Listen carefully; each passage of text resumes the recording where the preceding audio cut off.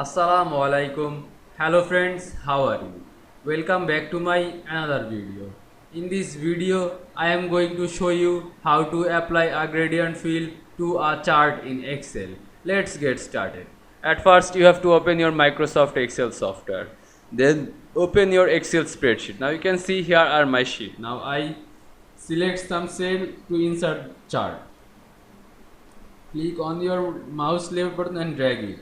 Then go to insert menu. Now you can see here our chart. Drop down menu, insert column or bar chart. Now I choose this a clustered column chart. Then select this chart like this.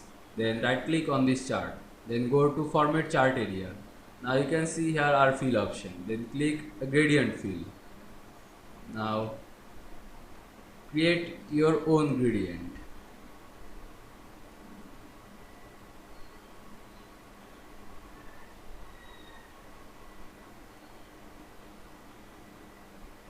Then press OK. Now you can see I apply a gradient fill to a chart in Excel very easily. I hope you enjoyed my video. Please like, comment, share and subscribe my channel. Thanks for watching.